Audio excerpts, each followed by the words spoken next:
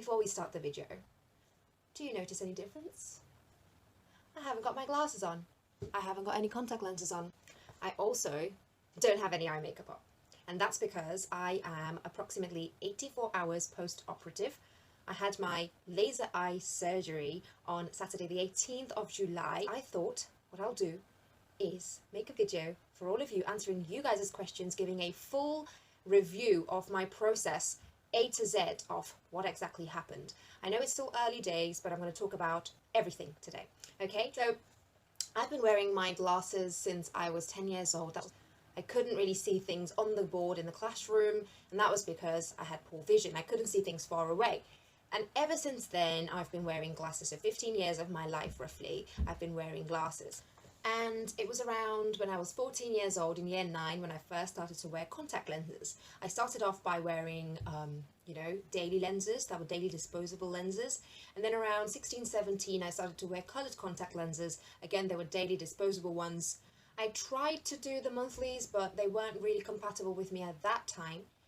And I'd say around when I was 20 or 21 years old was when I first started to wear the yearly contact lenses, the coloured contact lenses. It was just more affordable for me.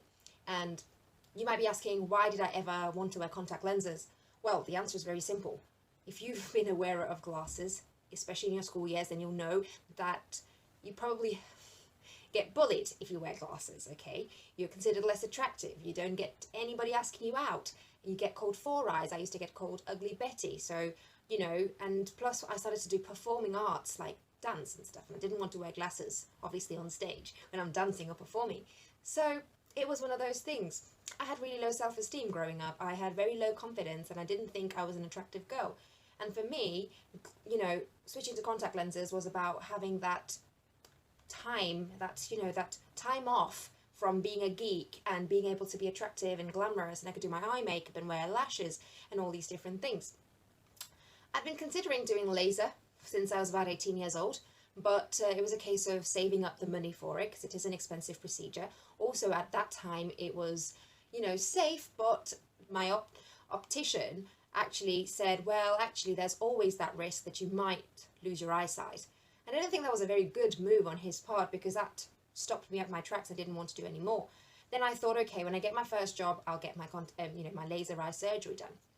Then obviously I became Miss England, and my life changed, and all sorts of things happened. I wasn't ready even then. I hadn't saved up enough. I put all my savings into the mortgage of our family home and helping my mom financially. But every time I kept deferring my laser eye surgery because it was an expensive procedure and it was something that was going to be just for myself, whereas my savings, I kept needing to use them for other things, especially the family and stuff, and myself, of course. So there was all these things going on. But then I did an interview recently for Times Magazine, and I expressed to them that for me, my next big investment on myself would be to get my vision corrected. And I said that, when I've saved up enough money, when I've become a fully registered doctor in a year or two's time, I'm going to do it then. For me, I was deferring it further and further. But obviously, it was always at the back of my mind. Miss England finals, I had a corneal abrasion. I wore contact lenses on top of it, was in so much discomfort, and still did it because actually I just wanted to look my best. Miss England was just a 2-day thing, fine. Miss World was a 3-week thing, and on the second day I got an eye infection.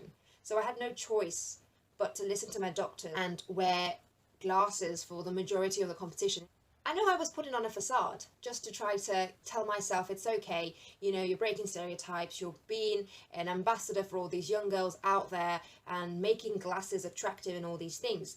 But it's not about that. It's not that I felt unattractive all of the time wearing glasses, but it's the fact that I had no choice in it. It wasn't a necessity. It was the fact that I couldn't live without vision correcting aids, whether it's contact lenses, which would be so uncomfortable, dry my eyes out. Actually got dry eye syndrome, where the front surface of my eyes actually started to show long-term changes, damage from wearing contact lenses for too long. I couldn't sit in air conditioning rooms without feeling burning sensation in my eye. I couldn't have any wind blow in my face. I couldn't, walk without feeling gritty sensation outdoors. All these things was happening to me. I was like, yeah, it's fine, it's fine, it's fine, it's fine. But I knew that this is such a hindrance to everything I wanted to do. You know, it was holding me back. And I think in some ways it even held me back during Miss World. I think my confidence was somewhere a lot lower. I remember the very first, round, one of the very first rounds we had was the catwalk round, and I had to wear glasses and do it. Obviously no girl wants to do that. You're at Miss World, it's the oldest, most reputable beauty pageant. At the end of the day, it is a beauty pageant. Yes, we have all these other causes that we're striving for and doing such great, wonderful things, but it all boils down to external beauty being a large part of it, and how you hold and carry yourself. And a large part of that is self-esteem and confidence. And if you're not feeling your most confident because you have to wear glasses, it's all in your head. It's not about how other people perceive you. And the fact that you don't have any choice in the matter, that it's a necessity, that your doctor has told you to do it. And if you don't wear your glasses, you basically can't see anything. That's what I didn't like, the reliance on it. The fact that I'd wake up and if I couldn't find my glasses, I'd feel panic. Or, I'd wear contact lenses at an event, and sometimes I'd have so much fun that I'd forget where I'd kept my glasses, and then the panic that ensues that. So it was all of these things that factored into why I wanted to get my vision corrected. So, as I said, I did an interview on Times newspaper on their business and economics section about my next big investment being corrective eye surgery. And I got a lovely inbox from Optical Express who got in touch with me, and they told me that they would like to work with me to make my dream, my vision come true of my vision. Optical Express told me that this year they are donating £1 million worth of laser eye surgery to NHS and emergency service workers to say thank you for their services during COVID-19. And as I am a frontliner, they wanted to come on board and help me out and also spread my story because of me having a platform like Miss England. So this is how it came to be. I think it was a wonderful surprise for me.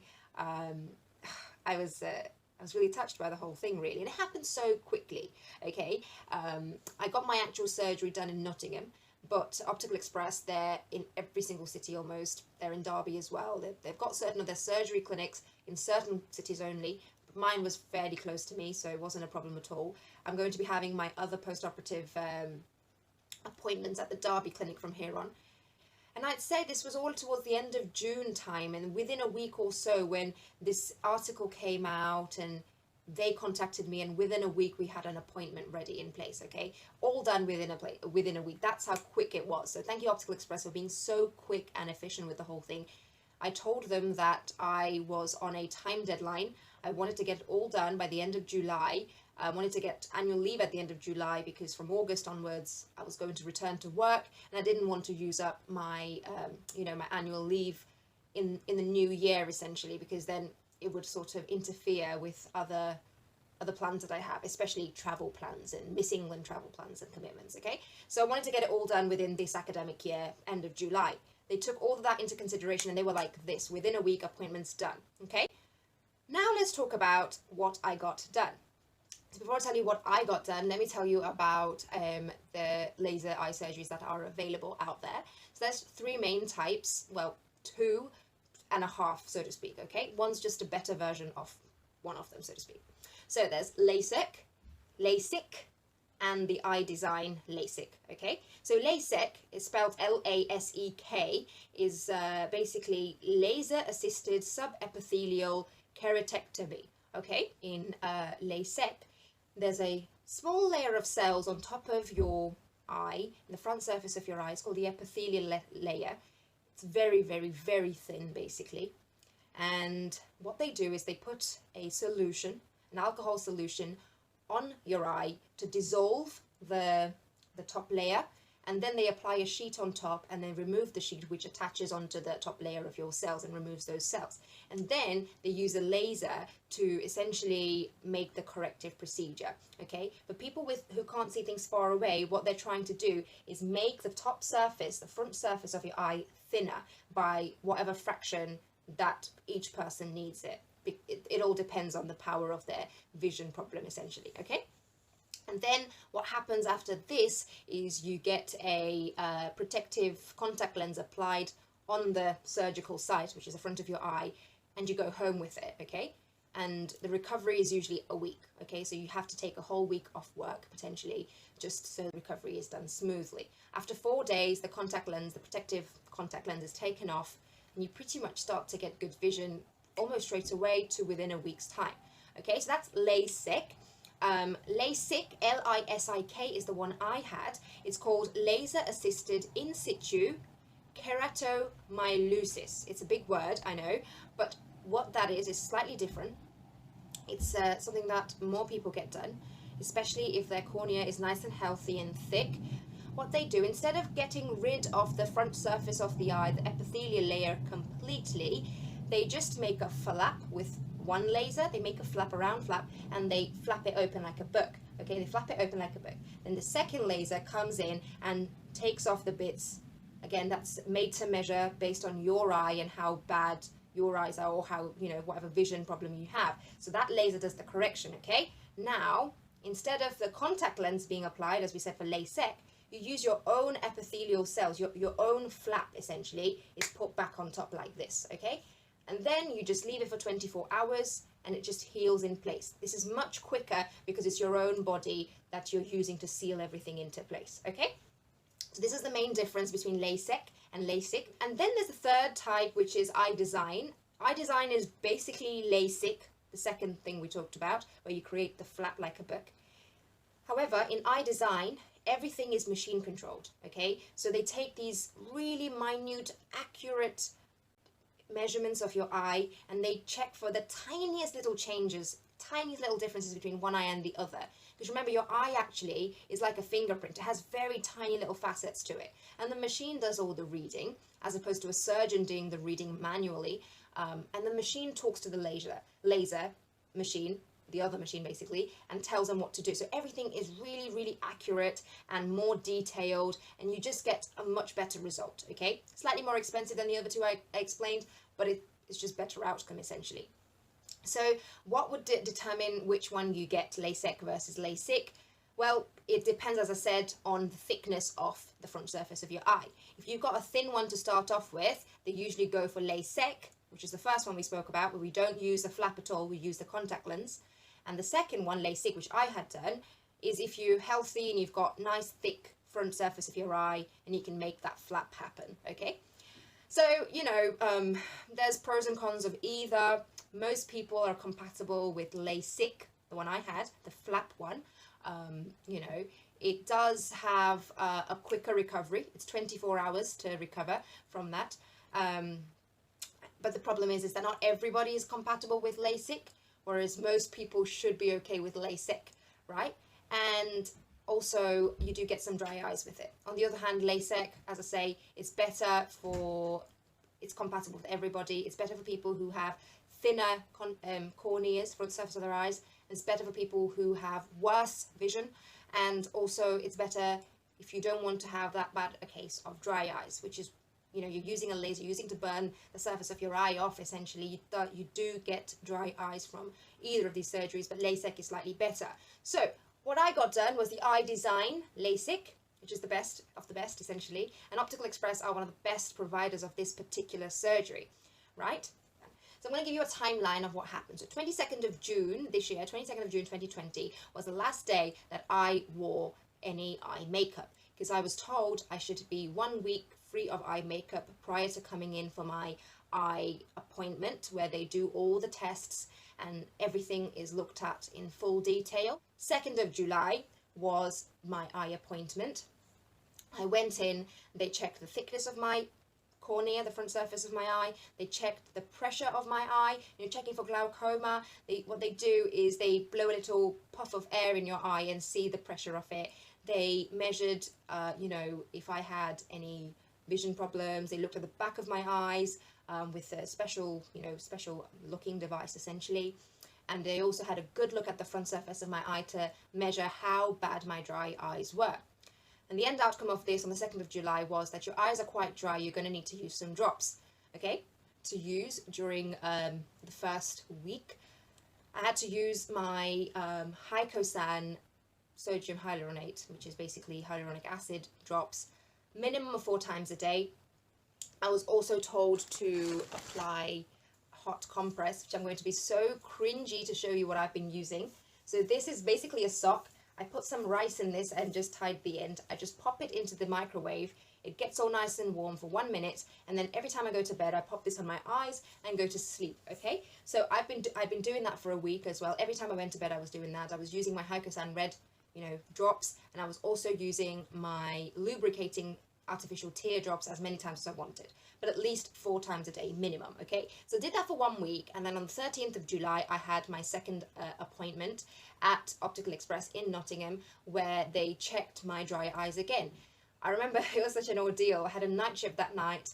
I caught a 5 a.m. train in the morning to get to Nottingham, get my eyes checked, and come straight back to Boston here, and then I had a little work do, a leaving do, so to speak, because it was my last week of work, so to speak. And then I went for my night shift, and I just got on with it. So on this appointment, I was told, you know, whatever I'd been doing, it's been helping. There's still a bit of dryness, mainly towards the bottom of my eyes. And they explained to me that that's there because a lot of times when you're looking at screens and you're staring at screens, a lot of the times you forget to blink properly. And a lot of us nowadays, we just do half blinks, lazy blinks, or something. And that's what makes the underside of our eyes quite dry, as opposed to the top surface is usually the most lubricated, because every time you're blinking, that's the first surface that comes in contact with your eyelid, and it's always really well lubricated and gets the maximum lubrication right at the top. So the bottom's always the worst affected. So that's something I learned during this time. Then the actual surgery happened on the 18th. Now, prior to me having this surgery, I remember only meeting the optometrists. I didn't meet my my surgeon or the surgical team at all. I was told that no matter what was decided by the optometrists or the opticians, who did say that my eyes are thick enough, my cornea is thick enough, and everything's fine, blah, blah, blah, blah, it's the surgeon's decision on the day if he feels that he wants to switch from LASIK to LASEK. Notice the difference, the flap versus the non-flap, that's his decision. So they said it's wise to just take a week off from work just in case you can't return to work within 24 to 48 hours. So that's what I'd done. I'd taken a whole week off from the 18th till the 26th rather. And, you know, I was petrified. I was so petrified of meeting my surgeon because I kept thinking that actually he's going to turn around and say, I'm not appropriate, I can't have it in the end. I just built up all this stress in my heart over this whole ordeal. I was so worried about it, you know. But then on the day I turned up, again, did all the tests, everything. And it wasn't until I finally met my surgeon that I really started to feel so stressed out. Oh, it was so stressful for me because I just built up so many hopes in my mind and I was really scared. And I don't know about you guys, I hate going to see the doctors. I hate going to see dentists. I'm the one that's usually doing invasive procedures on people, not the other way around. So I'm petrified of getting even my blood taken or injections or anything like that. So meeting my surgeon as a patient, not as a medical student, not as a fellow doctor, I was really scared. He was a tall gentleman wearing his surgical scrubs. All felt a bit like, okay, this is actually happening. And he was very practical and very pragmatic and, you know, very professional. It was weird. But anyway, you know, we went about the whole tests and stuff, and I finally ended up on the bed, okay? This is when it was really about to get real. I remember feeling really cold because I was scared and anxious, so I asked for a blanket. And then they gave me a blanket. I was being such a baby. They put these eye drops in my eyes, anesthetic eye drops. They gave me 3 sets of those, and I was really scared. And every time the nurse just came and said, it's going to be okay, we're doing this now, we're doing that now. But I was so anticipative because I could hear things, I could see things. There were machines around me and everything. And I was like, what's going to happen? So I was scared, but it was over so quickly. So as I said, the first thing that happened is the first part of the operation, the flap being created, okay? So that was one laser that did it. So what they did first is basically held my eye open in place with a device that keeps your lids in place and it secures your eye in place. So normal reaction for people with anything coming near their eyes is they'll blink or they'll look away. This is to stop you from doing that, okay? So your eyes in steadfast like that, right? The laser flap was done really, really quickly. And I remember seeing my surgeon, just being able to see something move across my eye. And that's where he actually shifted my corneal flap. So the epithelial flap, he just moved it out of place. And I just literally saw it move. I was so stressed out the whole time. I was being a baby and a wimp and saying, I'm scared, I'm scared, I'm scared. my surgeon was not having it. He was like, no, it's all right, it's all good, it's fine, it's fine. And I thought it was over, but it wasn't. That was the first part. That took like 30 seconds each eye, right? Then it was the next part, which is where they're doing the actual corrective procedure. You know, flaps moved out of the way, and now they're going to do the actual vision correction. I thought the first part was it, but no, it wasn't. Got moved, they covered one eye with something, again, put the eye widening thing, speculum, in my eye, and here was the machine over me. It was like a tunnel that I could see through, and there was a red light, and I was told to just look directly at the red light and just keep calm, not to move a limb. And I was so stressed out. I was just there scratching my hand like this the whole time. I couldn't feel anything. I could just feel the pressure of the speculum. That was it. And I could smell the burning smell of the laser, which is really, really disconcerting. That's one thing I do not want to ever go through again. And I could hear sparks, like literally sizzling, okay? So I could see the light flashing in my eye while it was doing it. All this time I'm worried sick that what if something goes wrong? What if something goes wrong? 5 minutes is all it took. Each eye was done and I was done. And then I was told, okay, they put my flap back into position and they said, yeah, you're done. You're all good. I was so scared. I was really scared to even react, to even open my eyes.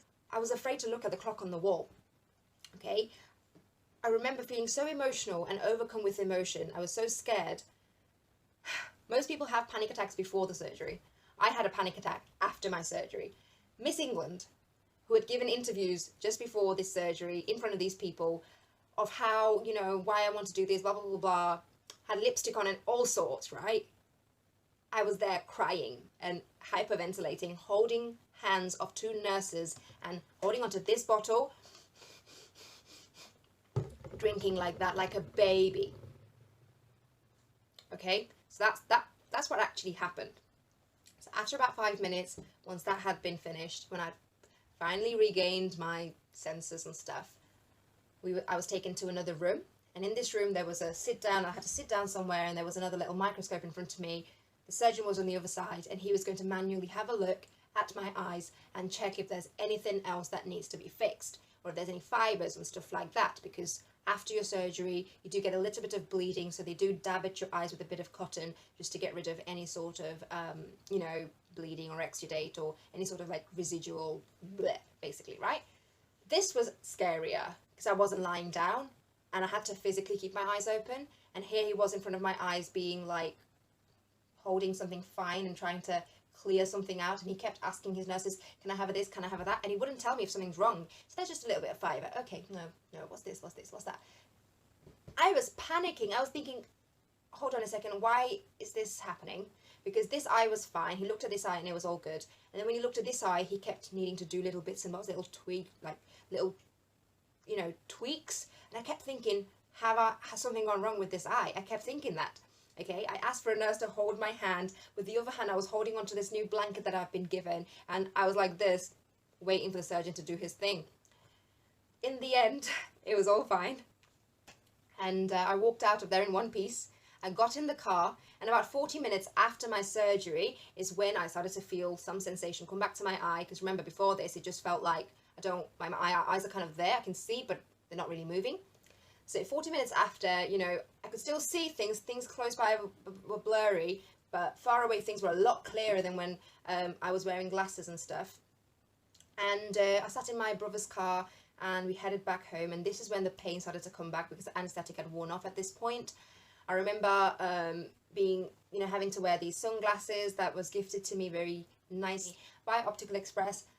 And I just, just shut my eyes and just relaxed, and the pain slowly got a bit worse. I'd say around the 1 hour mark, the pain really started to be quite intense. And it's not like a headache pain, it's like a grit pain, like having something in your eyes, like sand, and your eyes constantly streaming like you've been chopping onions for hours. That's literally what the nurse said, and that's exactly what it was. When I got home, I remember feeling really light sensitive for at least 4 hours. I was struggling to sleep because everything was too bright. We had shut the windows and, drawn the curtains. I'd had, a mask on, literally like a pair of goggles on my eyes, and also a black cloth on my eyes just to cover up from the light, but even that wasn't really helping. I kept getting woken up, incidentally, by my neighbours who were drilling on the wall, so that didn't help. I couldn't really fall asleep. And then I noticed I was becoming noise sensitive as well. I was getting a headache from just listening to like my mum's voice or something in the next room. So I'd say the first 6 hours was when it was really sort of annoying and painful, and I just felt really bunged up. My nose was bunged up. After 6 hours, strangely, the pain went from an 11 out of 10 to 3 out of 10, literally like that. Okay, and I'd say, you know, I was able to talk and not feel so much discomfort. Majority of the time I was keeping my eyes closed, but I was able to start looking around after 6 hours without being in intense pain. And in any way, once you've been in 11 out of 10 pain, anything less than that is so much better. So at 6 hour point, I was able to finally go to sleep. I also was given some new drops. I had to use I still have to in fact, use my dexamethasone and my levofloxacin. These are antibiotics and steroid anti-inflammatory drops every 4 hours, 4 times a day. And I also have to use my artificial tears about as many times as I want in the day. So 6 hours to 12 hour point, I tried to stay in a dark room, wear sunglasses around the house and not look at any screens. After 12 hours, I started looking at screens again and stuff like that. It was still a bit uncomfortable. Wasn't too bad at all. It was like a 1 out of 10 pain. At night, I also had to wear these protective glasses that I was given. They were there to essentially protect me from touching myself at night and poking my own eyes out. I was also given some gauze and told to clean my eyes out instead of with tap water in the morning, to clean out the goo from my eyes with some sterile water. So that's what I did the first morning. And the next morning, it was a miracle. I could actually see my face in the mirror without wearing glasses. That was something so strange. But it felt like having contact lenses in for too long in my eyes. So my eyes felt quite dry and a bit sensitive. So again, I had an appointment on the 19th of July, the day after my surgery, for the final green signal from the surgical team to say that actually the surgery's gone well, you're healing well, you can go home and just do your normal thing, with obviously the post-operative, whatever I need to do. Just carry on doing the drops, no eye makeup for a whole week. So technically, today marks almost 1 month of me not wearing any eye makeup or contact lenses, because that's what I was told. No eye makeup, no contact lenses for the whole time that we're going through this process. That was to help me to not get any eye infections and not to get any more dry eyes. Okay, so that's what I've been up to really. And today is 21st of July, as I say, 84 hours post-operative. And yeah, I'm using my eye drops as I've been told. I've got to do it for another few more days of doing this, and then I can start wearing eye makeup and all the rest of it. My eyes are healing wonderfully. It's already feeling a lot less gritty and uncomfortable as in the past days, and I've been told that it's just going to get better and better. My eyes were a bit blurry to start off with, especially close up and further away, but 100 times better, like so much better. So yes, that is my full review of exactly what happened with my laser eye surgery. Thank you for watching this video, guys. Make sure you like, comment and share this video, and subscribe to my channel. Don't forget to press the bell icon as well. Thank you all for watching. Bye bye.